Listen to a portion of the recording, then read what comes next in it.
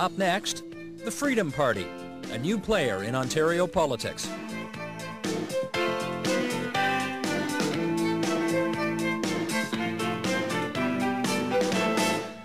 It's week 2 of the Ontario election campaign. Voters have been getting an earful from the PC's Liberals and NDP, but they're not the only parties in the race. During the course of the campaign, Studio 2 will feature the parties running a significant number of candidates, and tonight that means the Freedom Party. They stand for life, liberty, and the right to own property. But what exactly does that mean? Let's check a little closer. According to their 2003 election platform, the Freedom Party wants to get rid of your property taxes and replace them with a city sales tax, eliminate government subsidies for political parties, get rid of education taxes and replace them with user fees, and they would eliminate the mandatory purchase of liability auto insurance.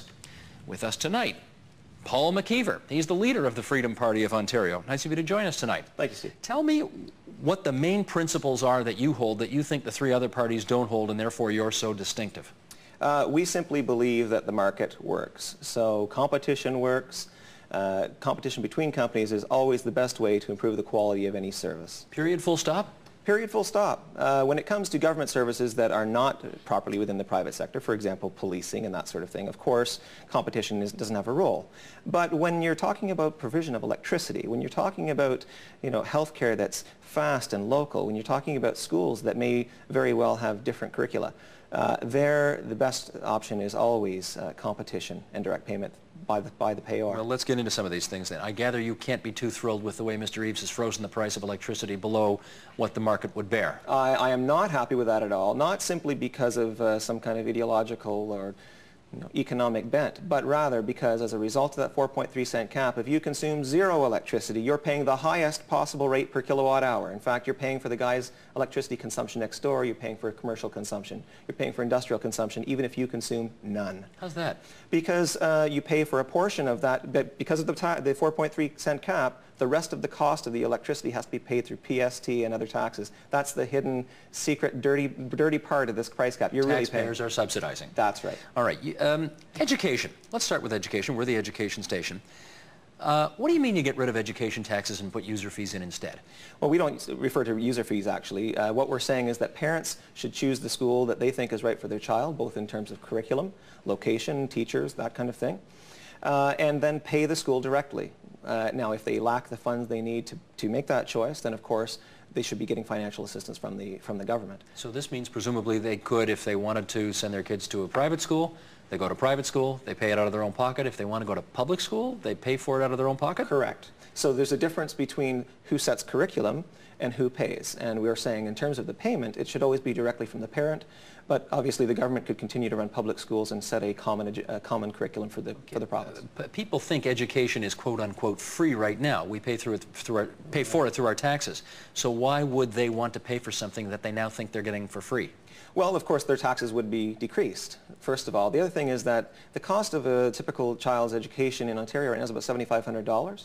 If you go to, for example, London, Ontario's Montessori schools, you're probably going to be paying about $5,500 per student, much less. And there are also lower rates for multiple children from a single family, so actually there would be a savings overall. Can you maintain an equal across-the-board quality of education with this kind of a system?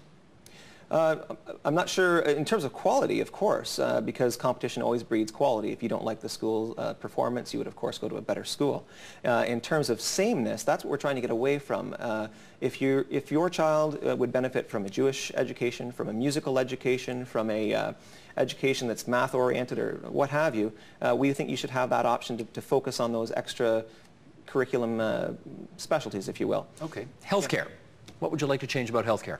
I want competition with the public system. So the public system can continue to run just as it is, but I want to make sure that should the public system not be delivering quickly enough, locally enough, that I can use my own money from my own body to make sure that I get the services I need to be healthy from the person I want them from. As far as I know, that's in direct violation of the Canada Health Act. So could you do this and not break the law?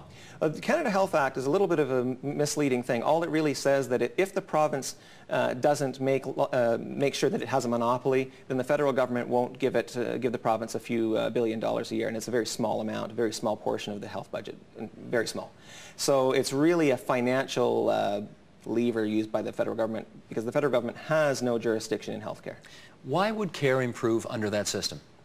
Care would improve because if your experience is that you're sitting in a waiting room for way too long, if your experience is that you're being far too crowded or that you're waiting too long for treatment, you're going to find somebody who promises to give it to you sooner and or cheaper. If you're overpaying for one system, you're going to look for one that's less expensive. The monopoly does not work. We have a monopoly right now. No one thinks a monopoly works for computer operating systems. They think it's horrible for only one person to be there. Why should it be any different for government services? Let's do the hot topic that's in the news all over the place these days, car insurance. Yes. You know that it's been the law of this province that if you want to drive a car, you must have auto insurance. You're saying not anymore. That's only been the case since 1980 under Bill Davis's reign. That was changed primarily so that the insurance companies would have a bigger market. Well, that's not the reason. The reason was so that if you got hit, you'd have somebody to sue. That's what you would think, except that lots of people drove around prior to that without being forced to buy insurance, and they bought it anyway. But once you had no fault in 1990, it of course became necessary to buy insurance because you were insuring yourself. And it's actually the no-fault system that's failing Ontario. That's the quiet story under all of this. In the United States, where it was adopted by 24 states, it's since been repealed by more than half of them. It was recently in Saskatchewan, the case that drivers were given the option of opting out of no fault. It is an expensive system. It's the rate of increase in the cost of insurance under no fault increases constantly. And when it was put in place, the Liberal government of the time was told that the system is not more efficient and that the only way it's going to save costs is by cutting benefits. And within 4 years, benefits were cut by 47%. And here we have the Liberals and the PCs saying we're going to save insurance by gutting it, by cutting benefits, and yet rates will still increase. The real problem is no fault. The real problem when your rates are going up, when someone hits you and you've done nothing wrong, is no fault. Okay, I got about a minute and change here and I want to cover a few more bases. No more property tax. You would say to people they don't have to pay more property tax. What would you replace it with? We're saying that, you know, you've paid for that house with after-tax dollars. It's your house. You're 70 years old. Why should you have to continue paying a rent to keep it? Instead, what should happen is that if you're consuming services, you should pay for your consumption. And so we would allow the municipalities, in conjunction with municipalities, we would develop a consumption-oriented tax from which they could then derive the revenues they need to replace the property tax. Let's just get a little info about you. Sure. Where are you from? I'm from Oshawa, born and raised. And how old are you? I'm 37 years old. And you're going to run, obviously? Absolutely, in the riding of Oshawa. You're going to run in Oshawa? Yes.